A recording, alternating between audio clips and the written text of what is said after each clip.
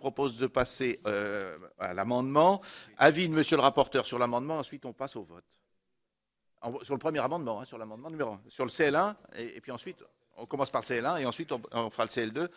Avis de monsieur le rapporteur sur le CL1. Oui, je fais en même temps la réponse de la conclusion du débat et l'avis sur l'amendement. Je suis d'abord frappé de cette méthode et vraiment, c'est quasiment auditif. Hein. On voit bien que le système des éléments de langage fonctionne à plein. Dès qu'on parle transparence, c'est pilonnage Cahuzac. Dès qu'on parle élection, c'est pilonnage tripatouillage. Donc je déduis quand même de ce que vous venez de nous dire que proposer une loi qui simplement se fixe comme objectif de respecter le principe constitutionnel d'égalité du suffrage, c'est du tripatouillage. C'est exactement la même chose qu'on a entendu pendant tout le débat sur le redécoupage des élections cantonales. Vous avez commencé aussi tout à l'heure, M. Goujon, en parlant de fiasco constitutionnel en matière de tableau des conseillers de Paris. Mais enfin, c'est l'hôpital qui se moque de la charité, si je puis me permettre, parce que la dernière fois qu'il y a eu un tableau dans une loi sous la précédente législature, à 2 reprises, le tableau des conseillers territoriaux, à 2 reprises, avait fait l'objet d'une censure du Conseil constitutionnel.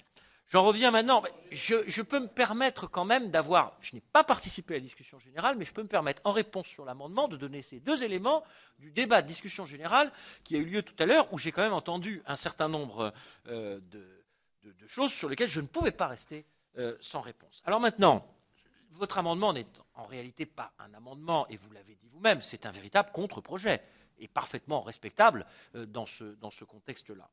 Ceci dit, vous le qualifiez de changement radical. Je prends les termes de l'exposé des motifs, à 1 an avant l'échéance de l'élection.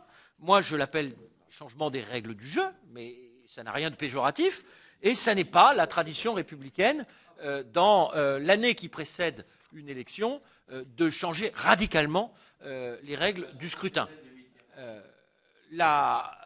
Ensuite, vous prétendez, à travers cette réforme, que vous proposeriez, et si cet amendement était adopté, qui verrait le jour, vous proférez une contre-vérité manifeste.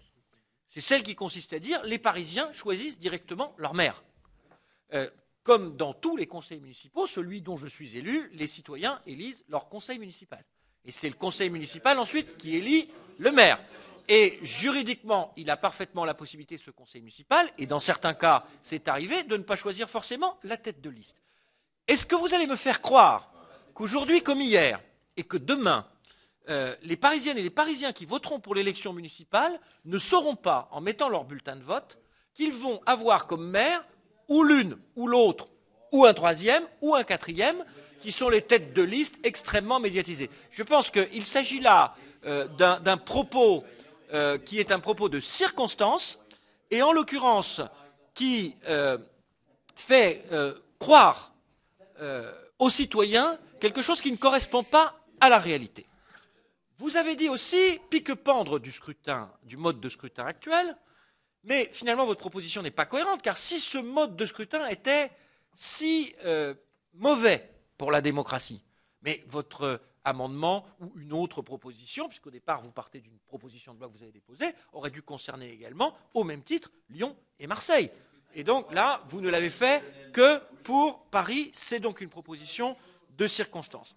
Je pense, en outre, qu'à partir du moment où votre amendement consiste à faire 2 listes, c'est-à-dire la liste des gens qui iront au Conseil de Paris, et encore une fois, pas la liste du maire, et de l'autre côté, la liste de l'arrondissement, eh bien, vous déconnectez donc le lien qui existe entre le Conseil de Paris et les conseils d'arrondissement. Et en le déconnectant, permettez-moi de vous le dire, mais vous affaiblissez la démocratie de proximité qui a lieu dans les arrondissements.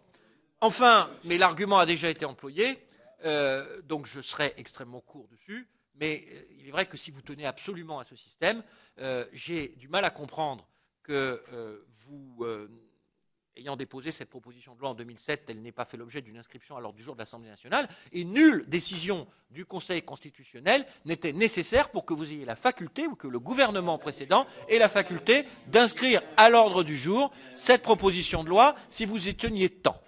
Voilà ce que je voulais dire. Naturellement, avis défavorable sur cet amendement.